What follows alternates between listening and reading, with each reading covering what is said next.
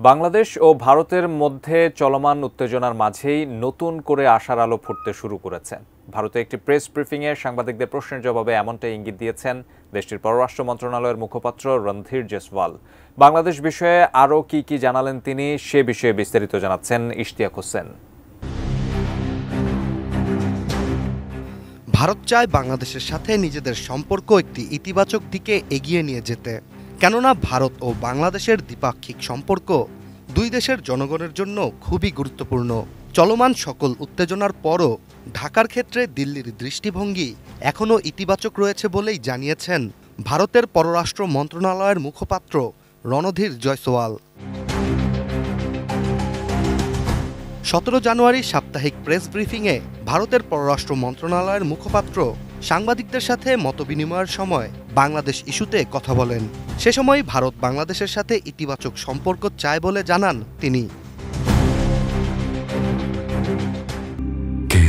শেকড় থেকে শিখরে প্রেস ব্রিফিংটিতে দুই দেশের সীমান্তে সাম্প্রতিক উত্তেজনা ও নয়াদিল্লিতে ঢাকার রাষ্ট্রদূতকে তলব করার বিষয়ে কথা বলেন তিনি। চলমান সব ইস্যুতেই ভারতের অবস্থান পরিষ্কার করার চেষ্টা করেন রণধীর জয়সওয়াল। এছাড়া বাংলাদেশ ও ভারতের মধ্যে একটি অপরাধমূলক সীমান্ত নিশ্চিত করতে ভারতের প্রতিশ্রুতির কথাও জানান তিনি। বাংলাদেশে ক্ষমতার রদবদল হওয়ার পর থেকেই বাংলাদেশ ও ভারতের সম্পর্কে ভাটা পড়ে। এছাড়া বাংলাদেশের ক্ষমতাচ্যুত সাবেক প্রধানমন্ত্রী শেখ হাসিনা ভারতে অবস্থান করাতে সম্পর্কের ফাটল দিনকে দিন বাড়তেই থাকে। অন্যদিকে বিগত দিনগুলোতে সীমান্ত এলাকা জুড়ে নতুন করে শুরু হয় উত্তেজনা। সব মিলিয়ে বাংলাদেশ ভারতের সম্পর্ক উন্নতির দিকে কোনোভাবেই এগোচ্ছিল না। সীমান্ত ইস্যুতে রণধীর জয়সওয়ালকে প্রশ্ন করা হলে তিনি জানান, সীমান্তের উত্তেজনা বাড়তে থাকায় ভারত বাংলাদেশের রাষ্ট্রদূতকে তলব করে নিজেদের অবস্থান সুস্পষ্ট করেছে।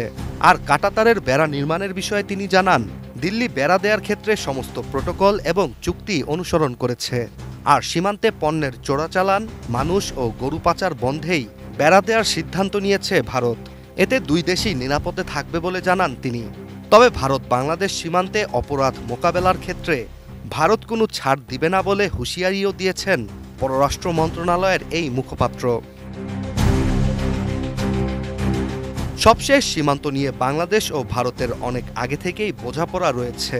তাই বাংলাদেশের অন্তর্বর্তী সরকারের সহায়তায় অতীতের সকল বোঝাপড়াই কার্যকর হবে বলে আশাবাদী ভারত। Ishtiaq Hossain, ATN news.